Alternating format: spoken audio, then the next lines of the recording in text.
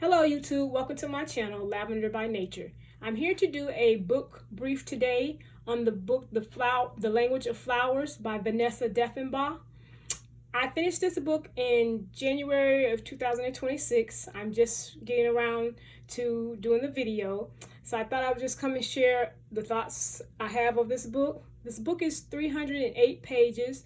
It was copyrighted in 2000 or published in 2011. It was on the New York Times bestseller list. I don't know what year it won the New York Times bestseller. This book is a dual timeline. So it involves a young lady who grew up in foster care system, went to different foster homes, different schools, and was raised in dysfunctional environments. So it takes a look at her past versus her adulthood when she's coming out of the foster care system. And you notice throughout the book that her dysfunction carried on throughout her life. It wasn't really addressed. It wasn't ever resolved or solved for her to be able to cope in life. It just carried on with her throughout life. And so you kind of look at this at some point in her life, in her younger stage in life, she was placed in a home that she would be able to flourish, but a sense of jealousy got the best of her, and unfortunately she sabotaged that relationship. So you just deal with seeing her as a young adolescent versus growing up in her adult life and transitioning out of the foster care system. So I would like to go into 3 things I disliked about the book. First of all, as cliche as it sounds, never judge a book by a cover, and that's exactly what I did.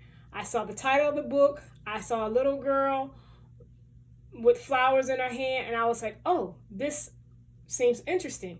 I didn't even read the back of the book. I don't think I even read the back cover. But what drew me is, like I said, the language of flowers. I like flowers. I like plants. I saw a little girl on the cover, so I thought, okay, well, this seems interesting. So I picked up the book.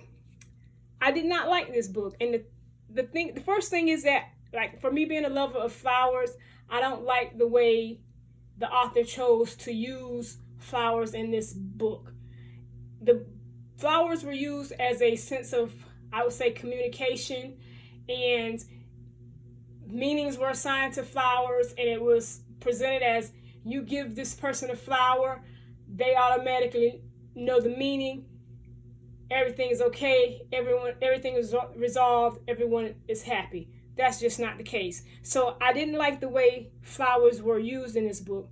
I also felt like the author possibly wrote the book and then threw flowers in the mix. The flowers weren't a strong enough element in it for me. It could have been displayed a lot more beautiful, I would say, a lot more beauty to flowers than it was in this book.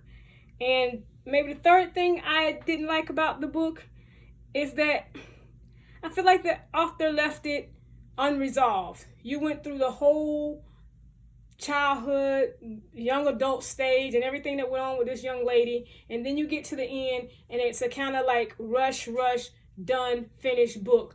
It's not really resolved. It's not really anything to build on. It's not anything where you'd even like, it left me feeling like, what? Like, this is how you end the book after everything that took place. So I didn't like the way the author ended the book. So that would be my third thing. The 3 things that I did like about this book is that this book, once again, it did talk about flowers. It did talk about plants. And the plants were used as a therapeutic element, I would say, in the book, but probably not done in the best way. The other thing that I like about the book is that there was a sense of community in this book. As dysfunctional as it may have been, there was a sense of community. So this young lady was not, I guess, left out high and dry. There was some community around her that she was able to embrace or could embrace and move forward in life. So I did like that about the book. The third thing I would say I liked about the book is possibly that I finished it. It wasn't something that I was able to rush through. I put it down, picked it up, put it down, picked it up, and ultimately forced myself to complete the book. So yeah, I'm just gonna give it credit that I finished the book. That's another thing I like, that I did finish the book. So the three things I kind of like to ask myself about every book that I read is, would I reread the book? Would I recommend the book to somebody else? And would I keep the book in my collection? So the reread and keeping the book in my collection is kind of like hand in hand. And then would I refer it to someone else if someone asks for a book recommendation? And unfortunately for this book, I would not reread it. It just wasn't enjoyable for me. And being that, if I ever came across one of the author's other works, I didn't even know if the author has other works, I probably wouldn't reread anything by this author as well. It just did not draw me in at all. Would I recommend this book to someone else? No, I would not. Like I said, it just was not enjoyable to me, and therefore, would I keep this book in my collection?